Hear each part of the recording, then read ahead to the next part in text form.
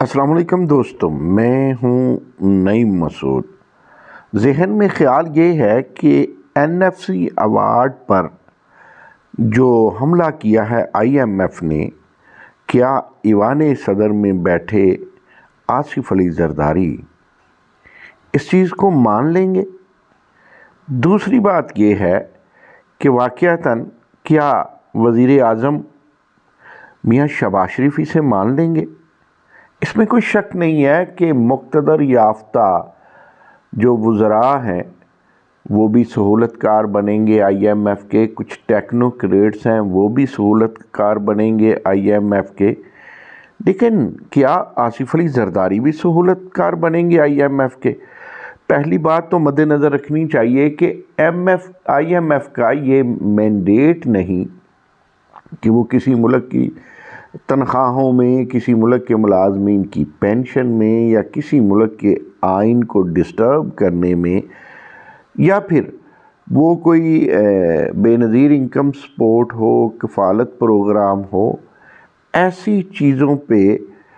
اپنی مرضی کریں، یا ایسے معاملات میں، ایسے داخلی معاملات میں اس طرح کے فائنانس میں اپنی مداخلت کریں۔ ایک قابل غور بات یہ بھی ہے کہ الیکشن مہم کے دوران بلاول بھٹو زرداری متعدد دفعہ انتخابی جلسوں میں یہ کہہ چکے کہ ابھی 10-12 یعنی 10 سے زائد محکمے ایسے ہیں جو وفاق سے صوبوں میں لانے چاہیے۔ پھر یہی نہیں، ابھی 5-6 دن پہلے وزیر اعلیٰ سندھ مراد علی شاہ نے 2 ٹوک لفظوں میں کہا کہ NFC ایوارڈ کے تحت صوبوں کے حصے میں آئی رقم میں اضافہ تو ہو سکتا ہے، کمی نہیں ہو سکتی،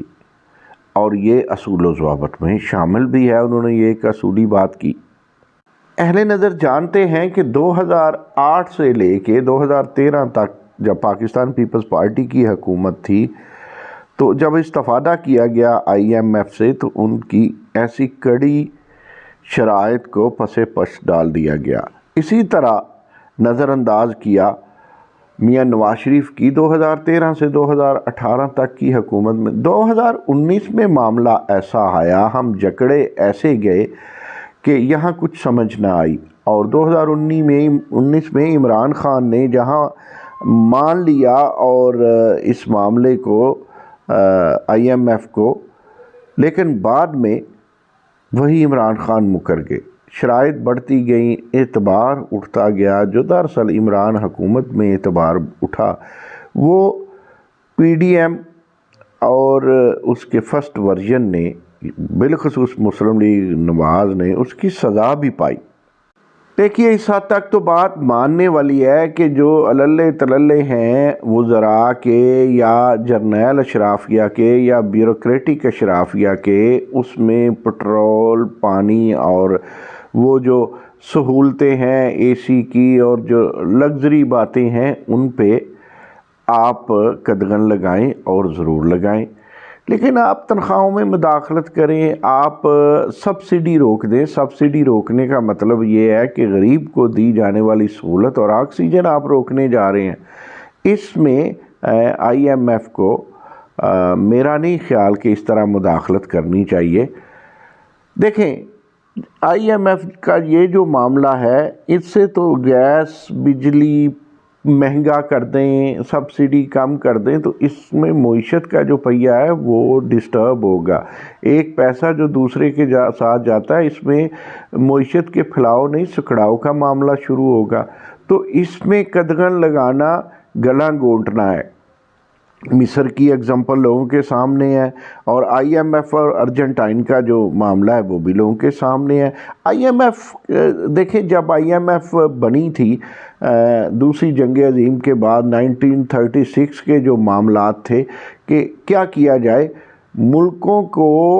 ان کی معیشت بہتر کرنے کے لیے ان کی مدد کی جائے کہ وہ اپنے بیرونی قرضے اتار لیں، اپنی معیشت کو بڑھا لیں۔ لیکن اس کا مطلب یہ تو نہیں تھا کہ اگر A کو قرضہ دینا ہے یا B کو قرضہ واپس کرنا ہے یا C کو قرض واپس کرنا ہے تو IMF اتنی کڑی شرائط لگا دے کہ ان سے پکڑ کے آپ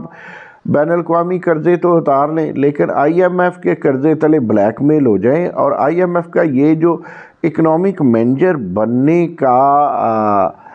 معاملہ ہے اور بالخصوص پاکستان کے ساتھ ہے، یہ تو سراسر بدماشی ہے، اور میرا نہیں خیال کہ آصف علی زرداری اس بدماشی کو مانے، لیکن مجھے یہ بھی ہے کہ جس طرح آصف علی زرداری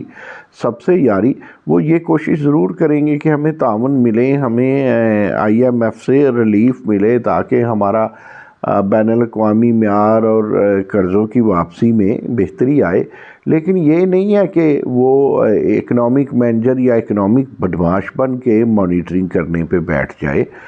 یہ مینڈیٹ بھی نہیں ہے آئی ایم ایف کا۔ اب سوال یہ پیدا ہوتا ہے کہ بلی کے گلے میں گھنٹی کون باندھے گا؟ میں آپ کو بتاؤں، مجھے یہ لگتا ہے کہ ایک وقت ایسا آئے گا، پنجابی میں جسے کہتے ہیں نا ویر جانا، یہ پاکستان آئی ایم ایف کو ویر جائے گا۔ پاکستان آئی ایم ایف کی وہ شرائط نظر انداز کرے گا جن میں این ایف سی ایوارڈ کی بات ہے۔ دیکھیں، این ایف سی ایوارڈ اور 18ویں ترمیم، یہ تو لائی آصف علی زرداری تھے جب پاکستان پیپلز پارٹی تھی۔ آصف علی زرداری جس دن ابھی وہ انہوں نے حلف نہیں اٹھایا تھا تو جا رہے تھے حلف اٹھانے کی جانب، کسی صحافی نے پوچھا کہ آپ 18ویں ترمیم کو کس طرح مضبوط کریں گے؟ انہوں نے کہا بھائی ہم نے تو پہلے بھی نہیں کیا تھا، پارلیمان نے کیا تھا اور پارلیمان ہی کرے گی۔ آصف علی زرداری کو اگر کوئی کہے کہ ایوان صدر میں بٹھا کے انہیں یرغمال بنا کے یا انہیں لالچ میں لا کے یا انہیں بلیک میل کر کے یا انہیں اس طرح بلیک میل کر کے کہ دیکھیں جی آصف علی زرداری 18ویں ترمیم کو ختم کرنے کے موڈ میں نہیں ہے اور ان کی بغیر پارلیمنٹ میں، یعنی پاکستان پیپلز پارٹی کے بغیر پارلیمنٹ میں اتنی بڑی تبدیلی آ نہیں سکتی، اتنی بڑی ترمیم آ نہیں سکتی، تو اس طرح بلیک میل کیا جائے جی آصف علی زرداری راستے میں رکاوٹ ہے آئی ایم ایف کے ریلیف کے، تو یہ کچھ نہیں چلے گا۔ آصف علی زرداری کبھی بھی یہ سودا نہیں کریں گے، کبھی بھی اس یرغمالی کو، ایوان صدر کے روشنیوں کو، سہولتوں کو 18ویں ترمیم پہ قربان نہیں کریں گے۔ 18ویں ترمیم پہ قربان کرنا، 18ویں ترمیم کو قربان کرنا آئی ایم ایف کے حکم پہ، یہ نہ تو وہ کریں گے، نہ آصف علی زرداری کو زیب ہی دیتا ہے۔ اور پھر این ایف سی ایوارڈ میں تو کس طرح کر سکتے ہیں، مجھے سمجھ نہیں آ رہی۔ آصف علی زرداری کے لیے ایک بہت بڑا چیلنج تو ہے، ایک طرف ریاست کی اکنامک چیلنج ہے، ایک طرف مدد ضروری ہے، نیسیسری ایول ہے سہولت کاری لینا آئی ایم ایف سے، لیکن اس نیسیسری ایول کے باوجود آصف علی زرداری اس پہ کمپرومائز نہیں کریں گے۔ کیا کریں گے یہ آنے والا وقت بتائے گا، اور امید واسق ہے کہ اس میں پوری یہ جو اس وقت مخلوط حکومت ہے وہ سٹینڈ لے گی۔ ہمیں اپنی ایکسپورٹ بڑھانی چاہیے، ہمیں اپنے معاملات کو کنٹرول کرنا چاہیے، ہمیں میرا نہیں خیال آئی ایم ایف کے آگے لیٹنا چاہیے یا آصف علی زرداری اس پہ کمپرومائز کریں گے، کرنا بھی نہیں چاہیے۔ خوش رہیے، اپنا خیال رکھیے، اپنے گرد و نواح کا خیال رکھیے، وطن دوستی کے طریقے اپنائیے۔ اللہ حافظ۔